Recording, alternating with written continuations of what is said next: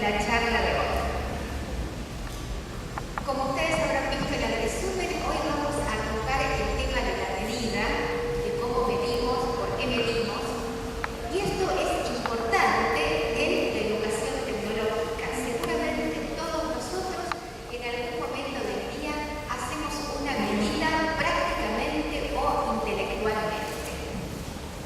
Bien, el temario de hoy toca esos temas. Vamos a hablar un poquitito de cómo es la historia de la medición, qué sistema internacional rige las medidas y cuáles son, algunas mediciones instrumentales, algo que es importante hoy en día, que es asegurar la calidad de las mediciones, qué empresas de certificación existen en nuestro país, y vamos a terminar con alguna breve visión de estadística, teniendo en cuenta que la medición involucra un dato y tenemos que saber qué hacer con ese dato.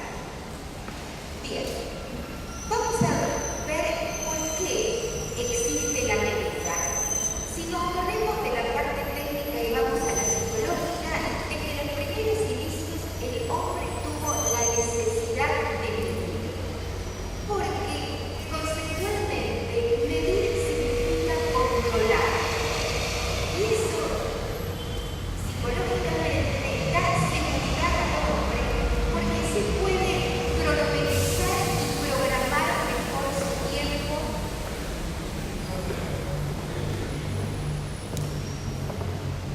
¿Acá está bien? Porque así puede cronometrizar mejor su vida. Era importante saber qué distancia existía entre dos poblaciones, cuánto tiempo iba a tardar en llegar de un sitio a otro. Por lo tanto, ese conocimiento de la medida, de cuantificar distancias, tiempo, pesos, daba cierta seguridad a su estructura. Bien, contar y medir son prácticamente uno consecuencia del otro. Es decir, cuando contamos, medimos y necesitamos medir y contar. Y las primeras mediciones de las cuales se tiene registro en la historia son estas tres: masa, longitud y tiempo. Esos son los primeros registros que aparecen en manuscritos antiguos de cómo se medía la distancia, el tiempo y la masa. Posteriormente aparecen otras, como volumen o ángulos, que surgen como necesidades de cuantificar otras cosas. Bien. Las primeras mediciones de longitud usaron el cuerpo como unidad. Es conocido por nosotros el pie, la mano, la yarda, y tenía que ver el codo, y tenía que ver principalmente con alguna parte de nuestro cuerpo que se usara como unidad fundamental para expresar una distancia. Fíjense que estos son unos manuscritos que han aparecido en Egipto, donde se ve cómo en ese tiempo, si estamos hablando de 1000 años antes de Cristo, se toman medidas para la construcción. O sea que hay ya aquí un inicio de cuantificar para poder construir. Más adelante aparece la necesidad de la masa, de masar, que es el término correcto, no pesar, sino masar. Después vamos a ver qué diferencia hay entre masa y peso. Y una iconografía muestra, por ejemplo, cómo esta dama también en Egipto estaba comparando el peso entre dos vasijas simplemente por una cuestión de comparación, cuál era más pesada o menos pesada que la otra. La noción de tiempo también era muy importante. Aparecen clepsidras, muchos dibujos en muchas pictografías, como medida de medir y cuantificar el lapso que ocurre entre un evento y el siguiente. Bien, fíjense aquí, por ejemplo, también esto es un partido que aparece en Egipto. Acá está lo importante que medían el peso.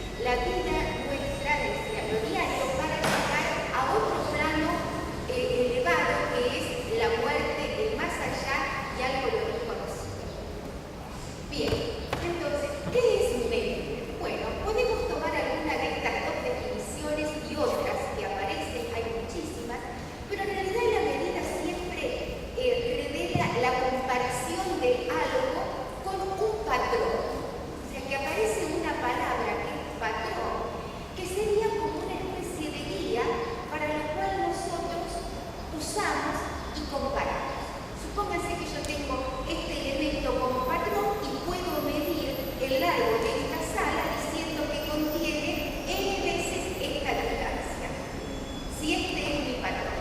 Bueno, así comenzaron los sistemas de medidas. Muy bien. Esto, la medida, o sea, el número, tiene que ir acompañado de una magnitud, que es lo que le da la característica. En el caso de la medida de longitud será el metro, en el caso de la medida de masa será el kilogramo, en el caso de la medida de tiempo será el segundo, la hora, el minuto, lo que fuere. Esa es la magnitud que acompaña al número, que es la cantidad. Y ese ensamble de esas dos cosas permite definir perfectamente aquello que queremos medir, masar, bien. Surgió, a la medida que transcurre el tiempo, la necesidad de poder hablar en un idioma común. Porque como ustedes se imaginan, el brazo de una persona difería del brazo de otro, el pie de una difería del pie de otro. Por lo tanto, decir que algo medía 5 pies no era representativo a nivel universal. O sea, en una población querría significar algo y en otra querría significar otra cosa. Entonces, miren este año, 1789, ¿qué les recuerda eso? Revolución Francesa. Hay toda una movida intelectual que no solamente trasciende el nivel de buscar parámetros de libertad del individuo, sino también de empezar a cuantificar y a tratar de hablar en un idioma común. Y es en esta época en la cual un comité de científicos se reúne por órdenes de Napoleón Bonaparte, que en ese momento era el que estaba a cargo de la parte política de Francia, para ver si encuentran un patrón común que se pudiese usar a nivel universal.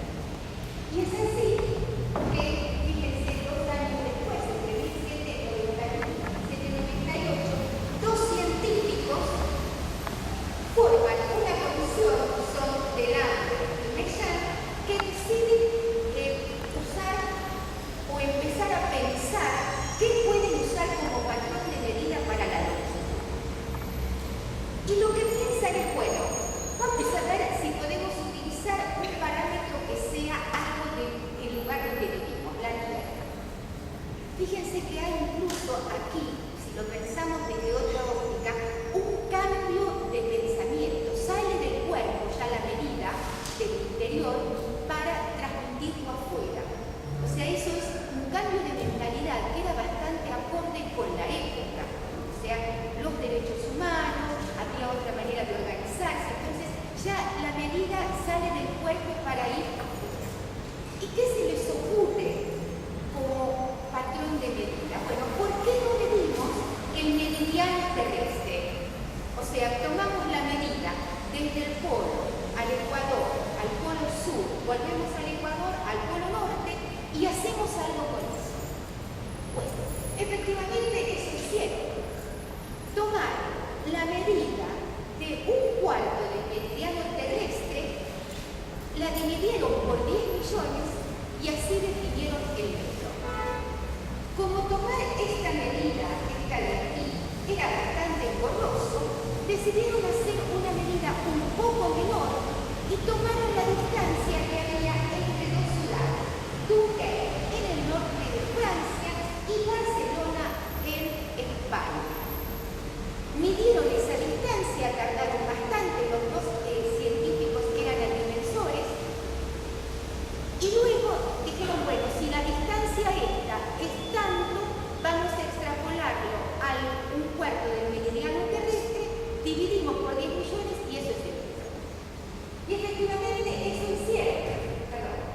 Y el 28 de septiembre de 1889, esta comisión define el metro patrón y así empieza el sistema decimal, o sea, en ese año.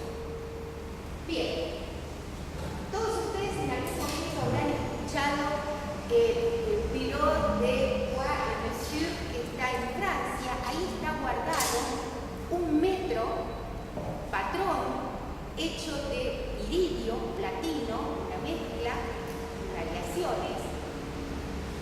¿Por qué se eligió platino iridio? Bueno, esto tiene que ver también con que se estaba investigando los elementos de la naturaleza y se encontró que el iridio y el platino eran 2 elementos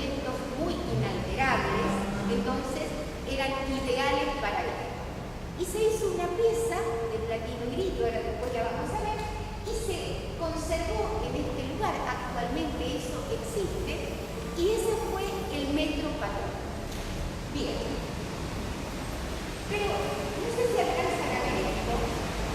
Hay toda una evolución desde el año 1795 hasta el año 1983 de qué es la unidad de medida. Y si bien fue el metro patrón en un comienzo, eso fue cambiando a lo largo del tiempo, y hoy en día el metro patrón es histórico. La unidad de medida ya no es más el metro, sino que se toma como 1 sobre 300 millones de segundos, que es, ¿saben qué? La velocidad de la luz. Desde el momento en que se pudo medir la velocidad de la luz, que es 300.000 kilómetros por segundo, o sea, si yo tengo un cable de 300.000 kilómetros, la luz tarda un segundo en ir de una punta a la otra. Eso significa que la velocidad de la luz es de 300.000 kilómetros por segundo. Bueno, entonces, se decidió tomar como unidad de medida 1 sobre esa medida de tiempo, y eso es actualmente el metro patrón. Quiere decir que ya esa barra del platino iridio es histórica, está guardada en Sebres, en ese bureau, pero no es nuestra unidad de medida. ¿Por qué se hizo eso? Si ustedes se fijan en esta tabla de la derecha, la primera medida que hicieron esos dos científicos tiene una incertidumbre de 0,1 milímetro, o sea, tomaron el metro con ese error, y fíjense la última, que no se ve desgraciadamente bien, pero cuando mide la velocidad de la luz es de 0,1 nanómetro la incertidumbre. Nanómetro es 10 a la menos 9 metros, o sea que se toma una precisión mucho mayor. Bien. Una vez instalado el metro patrón como esa unidad de medida, surgen otras magnitudes que también tienen que ver con el metro y que son tomadas por el sistema internacional. Y son esas 7. O sea, actualmente hay 7 medidas que son longitud, masa, tiempo, corriente eléctrica, temperatura, intensidad y cantidad de sustancias, que están reguladas por un sistema internacional. Vamos a hablar rápidamente de alguna de ellas. Este es el metro patrón que está en Sebres, Francia, que actualmente no ya es más la unidad de medida, pero que aún se conserva. Esto es lo que le acababa de decir. Se toma como metro la distancia que existe cuando el tiempo que transcurre es 1 sobre, prácticamente esto es 300 millones, o sea, 300.000 kilómetros, que es la velocidad a la que viaja la luz. La masa, o sea, la masa es algo universal. Nosotros masamos lo mismo en cualquier parte del mundo, pero pesamos diferente, porque el peso es una fuerza que depende de la gravedad. Entonces, como la gravedad es diferente en distintas partes del planeta, nuestro peso es distinto y nuestra masa no. O sea, nosotros pesaríamos diferente en la Luna porque tiene una gravedad totalmente distinta a la de la Tierra, pero nuestra masa es la misma. Entonces, lo que se define es la unidad de masa, no la unidad de peso. Y la unidad de masa se define como el kilogramo, que es la cantidad de materia que entra en un cubo de esa distancia, 10 centímetros. Y ahí sí hay una pesa, y ese es el kilogramo patrón que está en esa misma oficina. Bien, el segundo, fíjense cómo definimos el segundo. Es la duración de 9.192.631.770 periodos, o sea, meses, la radiación correspondiente a la transición entre dos niveles invertidos del estado base del átomo de cesio 133. Cuando nosotros miramos el tiempo, nunca nos imaginamos que ese es la manera en que se controla un reloj. O sea, si uno compra un reloj en Suiza y quiere calibrarlo, tiene que compararlo con el patrón que está en Sebres, Francia, que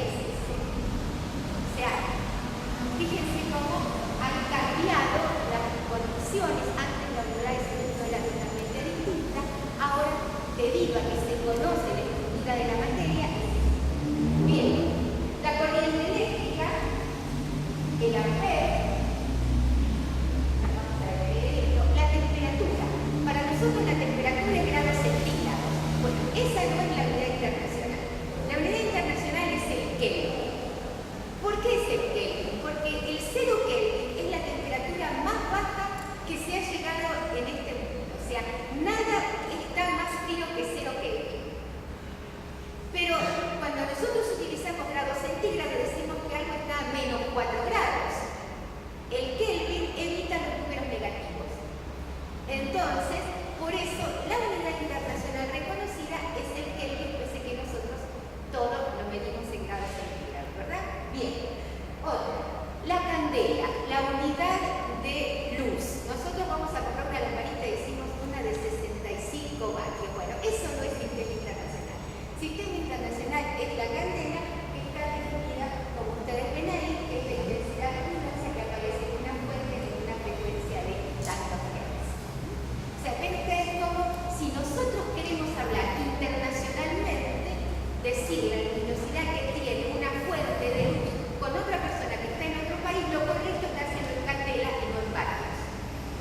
Bien, muy bien.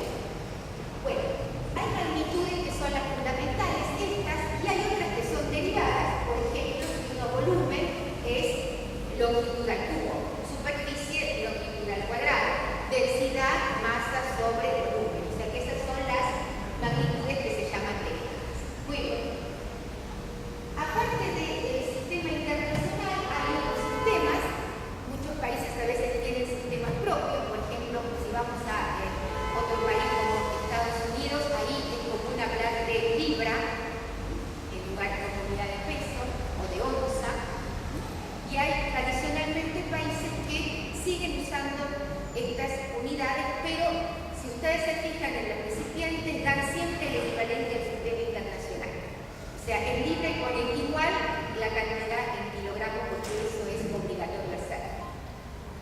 Bien, muy bien. Entonces, vamos a hablar un poquitito ahora de cómo hacemos el proceso de medición, cómo obtenemos ese número prácticamente.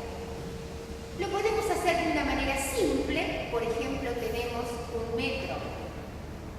Tenemos un metro y medimos cuántas veces cabe este metro en lo que queremos medir. O bien podemos recurrir a algo que quizá es más complicado, pero más preciso y más rápido, que son los métodos instrumentales. O sea, usar un instrumento, no ya un objeto, como puede ser el metro, sino los métodos instrumentales. ¿Qué ventajas tienen? Son más rápidos, más precisos y actualmente reemplazan a lo que son los métodos clásicos de medida. Bien, todos nosotros utilizamos métodos instrumentales para varias cosas. Por ejemplo, queremos saber la densidad ósea. Muchos tenemos que hacer un control de cuál es la densidad ósea. Y hacemos lo que se llama una densitometría ósea. Medimos la densidad del hueso y utilizamos para eso, vamos a un lugar, nos acostamos o hacemos lo que tenemos que hacer, que nos indican y sale un número. Y conocemos la densidad de nuestro hueso, si tenemos osteopenia o tenemos osteoporosis, y eso es un método instrumental, y eso va a una medida, nos dice que nuestra densidad ósea es tantos gramos por centímetro cuadrado. Bien, y eso es un método instrumental. Ahora, ¿cómo ese instrumento interactúa con nosotros? Porque ahora aparece algo que no aparecía en los otros métodos clásicos. Aparece algo que le pasa al que tiene el instrumento, que actúa con nosotros, si somos nosotros los que queremos ahora, por ejemplo, medir nuestra densidad ósea, y se envía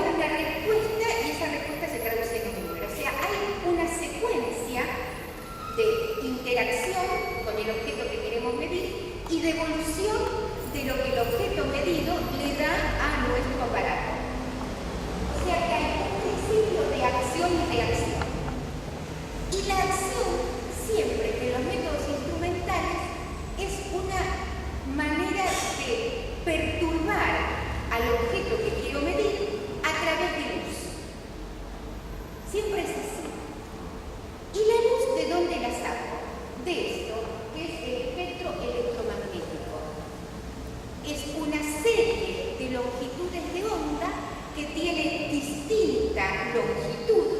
Hay longitudes de ondas cortas, longitudes de ondas largas, y de ahí sacamos la energía que perturba al objeto.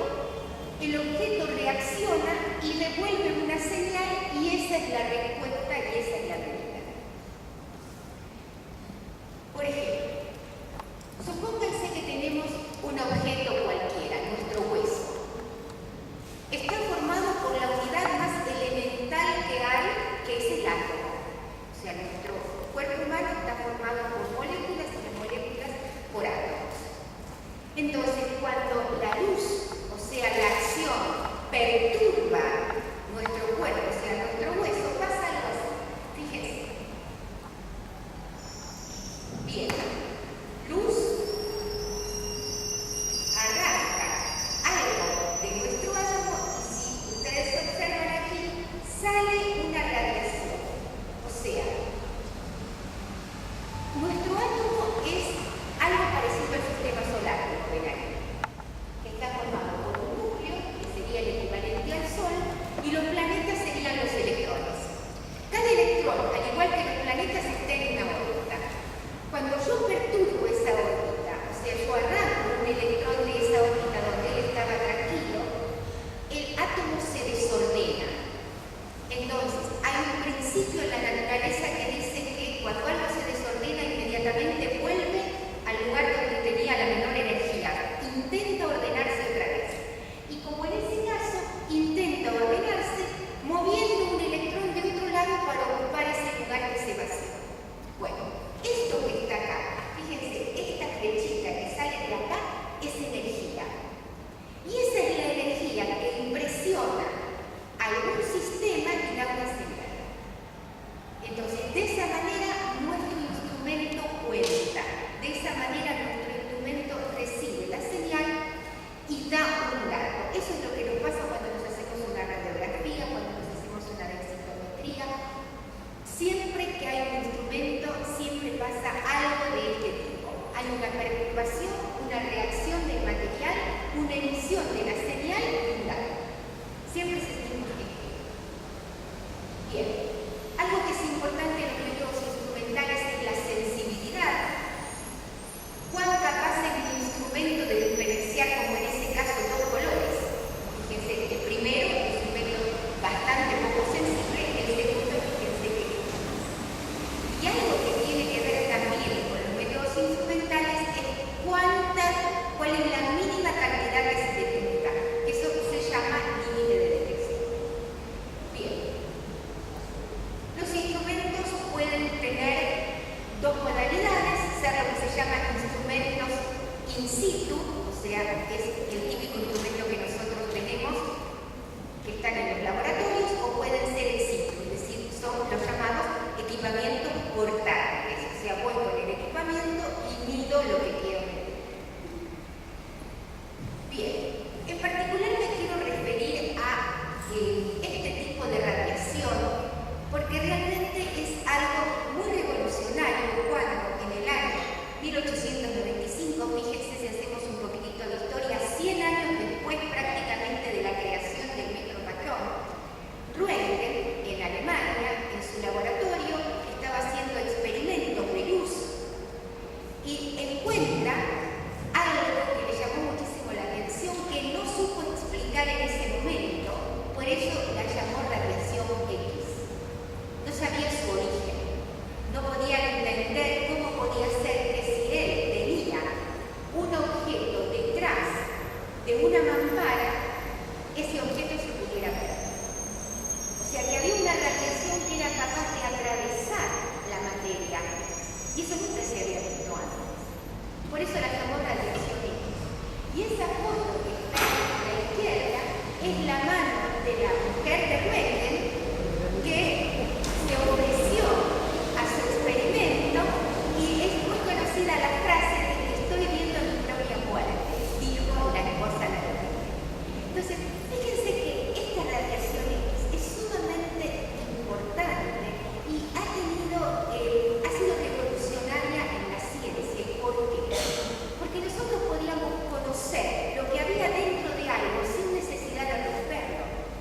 Así se conocían, por ejemplo, fisuras en edificios, se conocía la composición de un hueso, si estaba roto o no roto. Cuando nosotros sacamos una radiografía, vamos, ponemos el brazo, sin dolor, sin calor, sin sentir absolutamente nada, al rato tenemos una imagen de lo que está dentro. O sea, una radiación penetró los centímetros de nuestro cuerpo y tenemos esa imagen. Bien. Una manera de utilizar el rayos X es, por ejemplo, esta.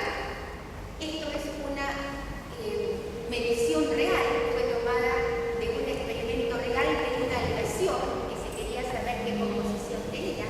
Fíjense el tiempo que tardó en hacerse eso. Prácticamente unos segundos, inmediatamente uno sabe qué es lo que tiene. Hay otras maneras también. La primera se llamaba secuencial porque vieron que aparece de izquierda a derecha. Esta se llama simultánea porque aparece todo al mismo tiempo. Estos son los equipos modernos para nosotros. Bien, este es un equipo antiguo, con los primeros que se manejaron las informaciones de análisis de la X. Fíjense que la muestra se colocaba aquí y se irradiaba con la radiación X, o sea, la frecuencia de excitación de la radiación X, y se obtenía información de qué composición tenía. Quería mostrarles esto, a ver si ahora funciona, cómo sería un equipo moderno.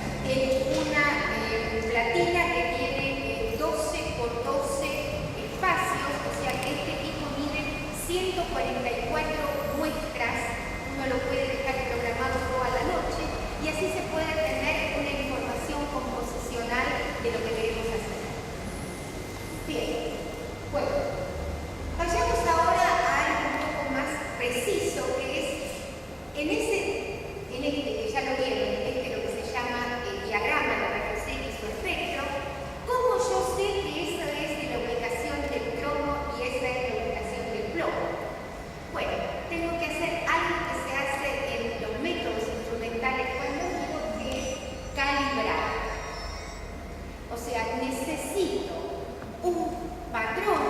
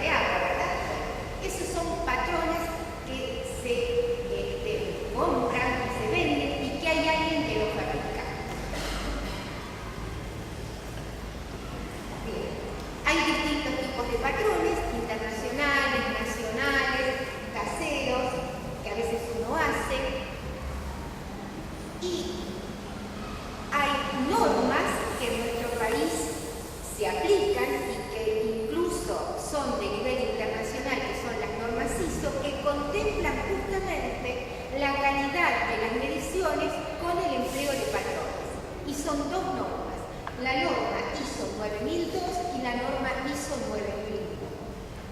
No sé si ustedes han visto que cuando, por ejemplo, vamos a un laboratorio de análisis clínicos a hacernos una extracción de sangre, tiene el cartelito que dice bajo normas ISO. Ahora, prácticamente, todas las empresas que se precian de dar datos confiables, de medir correctamente, tienen que aplicar a esta norma.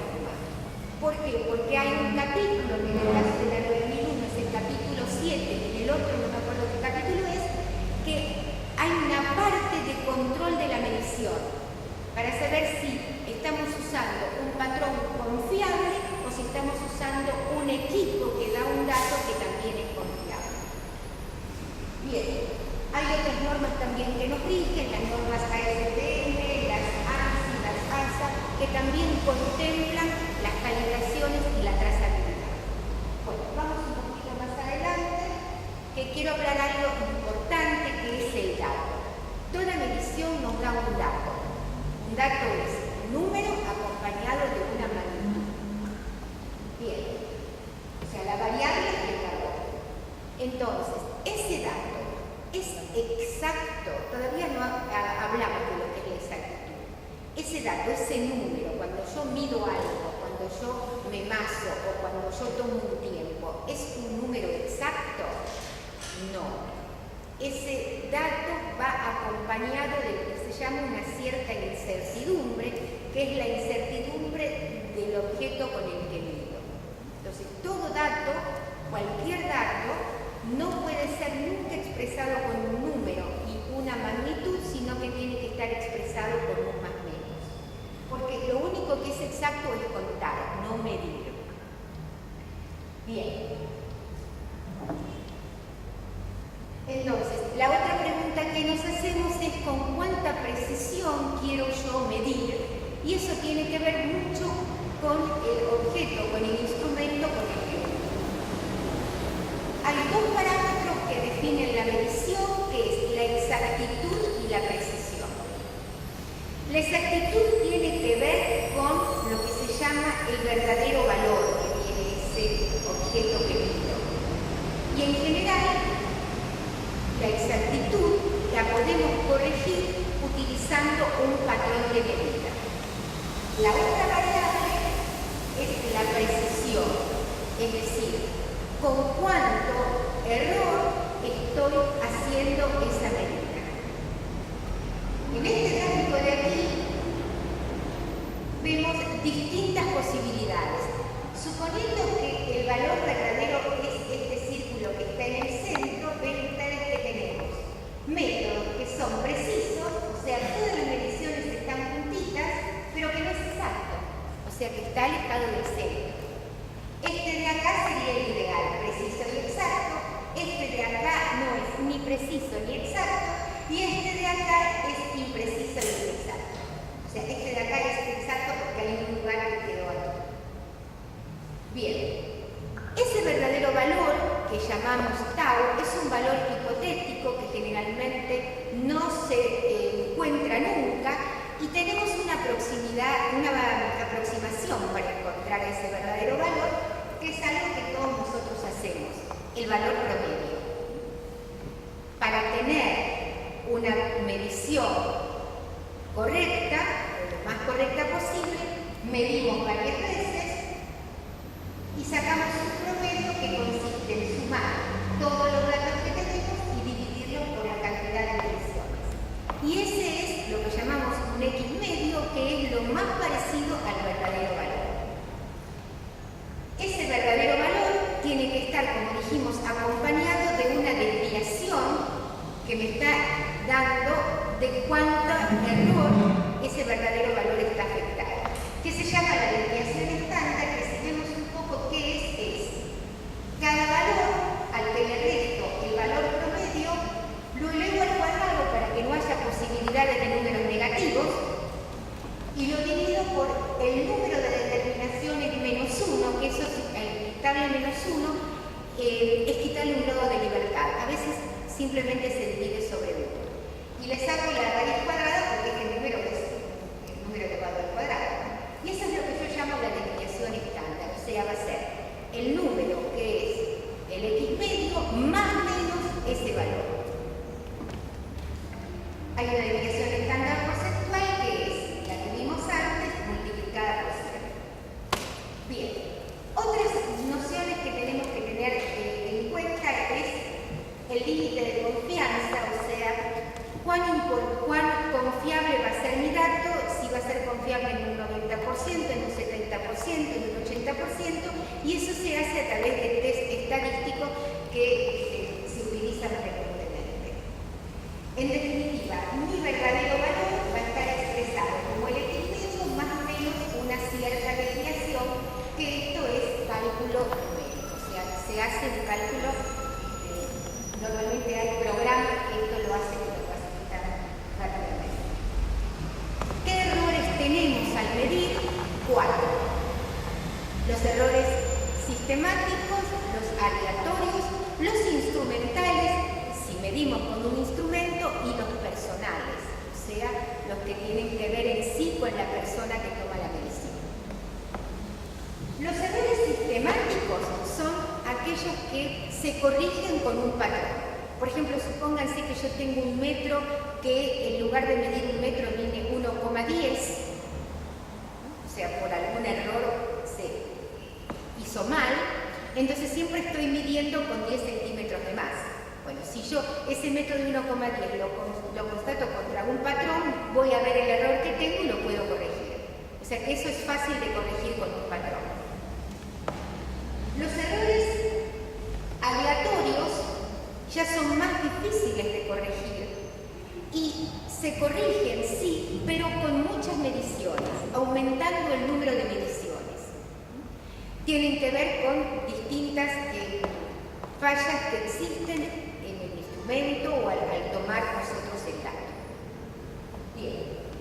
Los errores personales. A veces nosotros hacemos una apreciación de un dato y eso es un error nuestro que de cada individuo, a ver, ¿cuánto mide esto? Y a mí me parece que mide 4,5. A ver, mira vos, 4,6. O sea, eso es lo que es justamente algo que se corrige con esto, que es el uso de un robot. O sea, el robot elimina el error personal. Y finalmente está el error instrumental, que es el del instrumento de medida del cual no podemos independizarnos, digamos, y que es algo que ocurre porque los instrumentos son eléctricos, así que puede haber algún tipo de falla, y da lugar a algo de este tipo. Por ejemplo, cuando uno toma medidas con un instrumento, fíjense que tiene 480, y de repente aparece un dato anormal, 633. Bueno, eso es un error instrumental.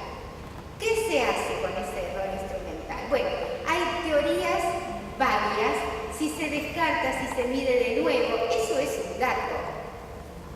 Entonces, hay algunos test que, digamos, se hacen en estadística. ¿Ven? Esto es, por ejemplo, ese dato anormal, ¿no? En un instrumento vengo más o menos midiendo lo mismo y de pronto se dispara y aparece un dato que es anormal. Bueno, ¿qué hago con ese dato? Hay algunos test, por ejemplo, este de Dixon, que lo considera como un dato, no lo descarta, y le hace un tratamiento estadístico y lo considera.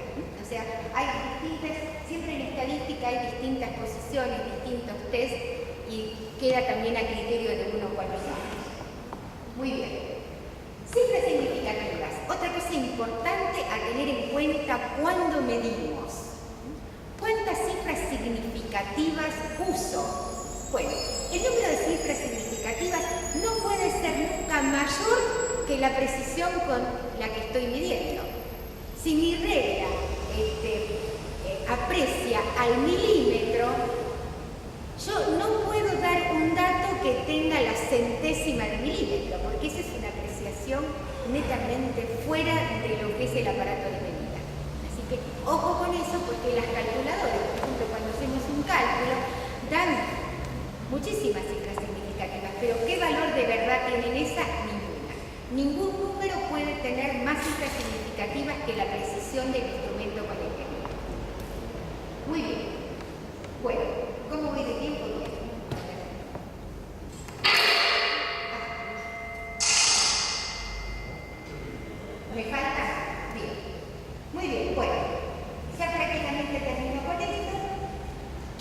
mostrarles en nuestro país quién es el instituto que vende patrones, controla nuestros patrones o nuestros instrumentos, que es el INTI.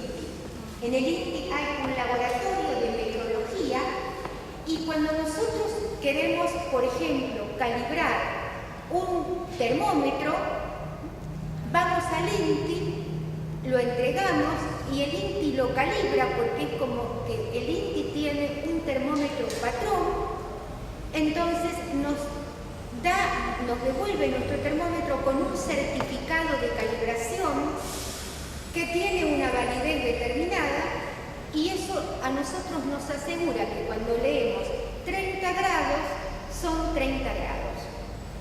Todas las pesas que se usan en las balanzas, los termómetros, los higrómetros, los aparatos de medidas de longitud, todos deben ser calibrados. De hecho, esas dos normas que nosotros mencionamos, la 9001 y la 9002, exigen que el instrumento que nosotros tenemos esté calibrado. En teoría, ¿eso qué significa?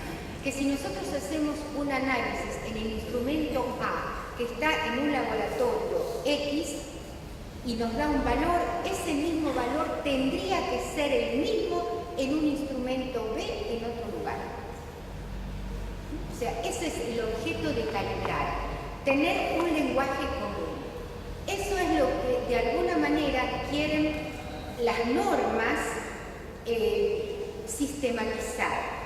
No que si yo lo mido acá me da un valor y voy a otro lado y me da otro valor. O sea, en realidad el hecho de estar bajo norma implica tener este tipo de cuidados. Que los equipos estén calibrados, que se usen patrones certificados, eso es lo que asegura lo que se llama la calidad de una medición. Bueno, como les dije, el INTI es nuestro Instituto Nacional de Metrología, es decir, es como si fuera nuestro buró de Francia aquí. Las misiones que tiene el INTI es brindar calibración a los laboratorios que lo solicitan, a las empresas que lo solicitan, al individuo que lo solicita, crear patrones, o sea, a veces un patrón es necesario hacerlo porque no está y hay una empresa que lo necesita, o sea, el INTI tiene la obligación de, a solicitud nuestra, digamos, confeccionar un patrón a medida. Por ejemplo, yo quiero analizar uranio en agua, no hay un patrón, entonces digamos, me comunico con el INTI y le solicito que haga una muestra de agua con un contenido de uranio patrón para que yo después la pueda comprar y la pueda medir. Está en permanente contacto con otros institutos de metrología del mundo y es nuestro referente. Bien. Bueno, finalmente quiero mostrarles algunas fotos que hemos obtenido en lugares donde hay todavía metros patrón o algo equivalente, como en museo. Quiere decir que ya esto no es algo que se usa, pero que hay un registro de lo que es lo que el hombre fue utilizando a lo largo de su historia para medir, que era el objeto de esta charla. Fíjense, aquí tenemos algunos instrumentos que fueron utilizados como medidas, otros metros patrones. Fíjense que acá esto fue tomado en un museo en Francia, donde habla sobre la lectura del metro y cuenta la historia del metro y cómo se hicieron metros con distintos materiales. Del metro surgen distintos recipientes de capacidad para medir volúmenes.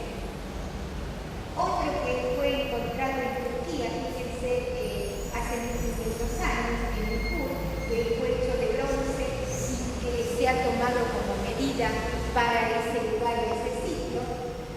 Balanzas. Esta balanza fue una que utilizó Lavoisier. Aquí vamos a ver el laboratorio de Lavoisier, no sé si reconocen a esa persona que está ahí, que no es Lavoisier. Lo menciono a Lavoisier porque fue el que junto con otros científicos como Gay-Lussac y Dalton hizo las leyes de la química. O sea, fue el primero que logró medir el hidrógeno y el oxígeno que se producía cuando se descomponía agua. Y fue el que estableció eso que todos conocemos, que dice que en la naturaleza nada se pierde ni se crea, todo se transforma. O sea, y eso lo hizo pesando.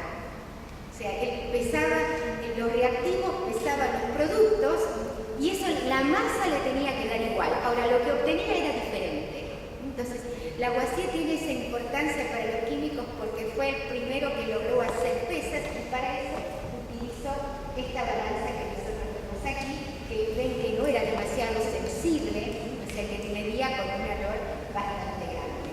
Bueno, muy bien. ¿Por qué tenemos que medir correctamente? Con esto ya acá. ¿Por qué tenemos que medir correctamente? Bueno, porque es sumamente importante para el comercio, para la salud. No es lo mismo tomar un remedio 500 miligramos que 250. Y digamos, bueno, y la calidad de los instrumentos está directamente relacionada con la calidad del dato. Muchas gracias.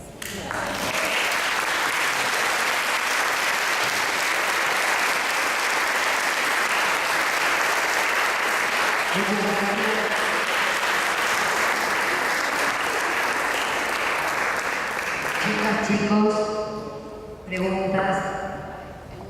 Claudia. Una preguntita. Sí, Fuerte y claro, por favor. Vos habías dicho que la medida de la luz, nosotros lo tenemos en 65 voltios, pero que la convencional es en candela. En candela. ¿Qué proporción hay? No sé, tendríamos que ver lo que es la candela, pero hay siempre un equivalente, como por ejemplo la libra es 0,450 gramos. Bueno, hay un equivalente que no sé cuál es exactamente, en el cual nos dice que una candela, creo que estaba puesto en la transparencia, es tanto vatios. Pero siempre hay una unidad, o sea, a ver, la cotidianidad, o sea, nadie va a entender lo que son 50 candelas si yo quiero comprar una lamparita. Nosotros nos manejamos con vatios. Y eso es lo que es comúnmente. Pero si uno quiere, digamos, hablar como si fuera en un